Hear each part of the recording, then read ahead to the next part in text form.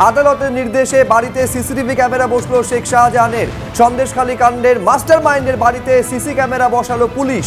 রাস্তা থেকে বাড়িতে ঢোকার মুখে গেটের সামনে বসানো হলো ক্যামেরা।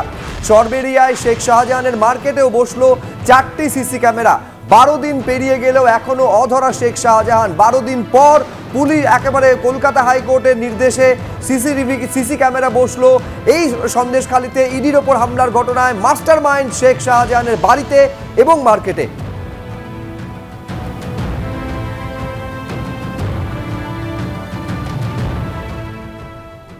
রাতের দিকে সম্ভবত লাগিয়েছে, আমরা ভিতরেই ছিলাম, লাগিয়েছে। এই যে পুলিশ যখন ক্যামেরা লাগাচ্ছিল আপনাকে কি জিজ্ঞেস করেছিল যে ক্যামেরা লাগানো হচ্ছে এখানে, এই বিষয়টা একটু দেখবেন? পুলিশ আসছে যাচ্ছে, আমার তো জিজ্ঞাসা করার ব্যাপার না। যার বাড়ি নিয়ে সমস্যা তা ওখানে লাগাচ্ছিল, জাস্ট আমার কাছে বললো তারা যে আমরা ইলেকট্রিক লাইনটা কোথার থেকে নেব। তো সেই মতো আমি একটু বলে দিয়েছিলাম যে আমাদের ওই সাইড থেকে ইলেকট্রিক লাইনটা নিয়ে নেন। একটা জিনিস বলুন, দাদার সাথে কি কোনোভাবে যোগাযোগ করতে পারলেন বা কথা ফোন করলো? আমার এখনও কোনোভাবে যোগাযোগ হয়নি, আর আমি চেষ্টাও করিনি আর যোগাযোগ করার ব্যক্তিগতভাবে। আপনারা জানেন যে এসএসসি মামলা চূড়ান্ত পর্যায়ে শুনানি চলছে এবং সেখানে আজ মহামান্য বিচারপতি দেবাংশু বসাকের মন্তব্য, আন্দোলনকারীদের দিকে ছুরির ধার বেশি। ছুরির দুটো দিক দিয়েই কাটা যায়, একদিকে আন্দোলনকারী এবং অন্যদিকে বিতর্কিত চাকরি প্রাপকরা। যেদিকে আন্দোলনকারীরা সেদিকে ধার বেশি, তারা আপনাদের চেয়েও গরিব। আন্দোলনকারীরা বেশি ক্ষতিগ্রস্ত, যারা রাস্তায় বসে আছেন, চাকরি নেই, তাদের কথা ভাবুন, এই মন্তব্য করেছে কলকাতা হাইকোর্ট। আরো বিস্তারিত আমরা জানবো, কথা বলবো আমাদের প্রতিনিধি সৌভিক মজুমদারের সঙ্গে। সৌভিক, এই যে একেবারে চূড়ান্ত পর্যায়ে শুনানি চলছে, কি হলো আজকে, মহামান্য বিচারপতি কি বললেন? এই যে চূড়ান্ত পর্যায়ে শুনানি চলছে সেটা তৃতীয় দিন পড়লো এবং এই তৃতীয় দিনের ক্ষেত্রে দেখা যাচ্ছে যে যারা বিতর্কিত চাকরি প্রাপকদের হয়ে সওয়াল করছিলেন তাদের একটা বড় অংশের আইনজীবীদের সওয়াল জবাব আজকে মোটামুটি শেষ হয়েছে এবং আগামীকাল সামান্য অংশ পরে সেই সওয়াল জবাবও শেষ হবে।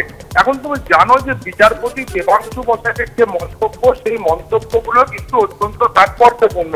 প্রথমত, এই মামলার ক্ষেত্রে যারা বিতর্কিত চাকরি প্রাপক, যারা কলকাতা হাইকোর্টের নির্দেশে চাকরি হারিয়েছিলেন, সুপ্রিম কোর্ট নির্দেশে আবার চাকরি ফেরত পেয়েছেন, তাদের আইনজীবীদের বক্তব্য হচ্ছে যে এই দীর্ঘ আইনি লড়াই তারা কতদিন চালিয়ে নিয়ে যেতে পারবেন সে বিষয়ে তারা সন্দিহান। তার কারণ তারা এই প্রক্রিয়ার একেবারে নিচের দিকে বা শেষের অংশে অবস্থান করছেন। যারা গ্রুপ বি বা তারা গ্রুপ ডি কর্মী, ফলত তারা আর্থিকভাবে স্বাবলম্বী নয় বা তারা আর্থিকভাবে সেই অর্থে সচ্ছল নয়। সেই কারণে এই আইনি লড়াই দীর্ঘদিন চালানো তাদের পক্ষে একটু অসুবিধার। এবং এখানে বিচারপতি দেবাংশু বসাকের মন্তব্য হচ্ছে যে এক্ষেত্রে আন্দোলনকারীদের দিকে যে ছুরির যে অংশ রয়েছে তার ভার কিন্তু বেশি। যার কারণ তিনি ব্যাখ্যা করে বলছেন যে এটা এমন একটা ছুরি যার দুটো দিক দিয়েই কাটা যায় এবং যেদিকে আন্দোলনকারীরা রয়েছেন সেই দিকে ধার বেশি এবং যেই দিকে বিতর্কিত চাকরি প্রাপকরা রয়েছেন তার দিকে ধার কিন্তু কম।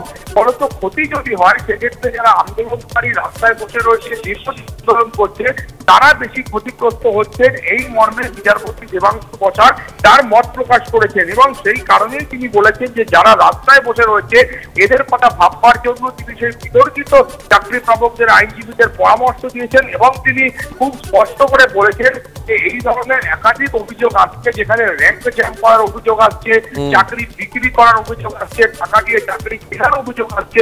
এই ধরনের ক্ষেত্রে যে অভিযোগ এসছে সেই অভিযোগগুলো অত্যন্ত গুরুত্বপূর্ণ এবং সুপ্রিম কোর্টের নির্দেশে সেই গুরুত্বপূর্ণ মামলার বিচার পর্ব সেটা কলকাতা হাইকোর্টের এই বিশেষ বেঞ্চে চলছে। ধন্যবাদ সৌভিক।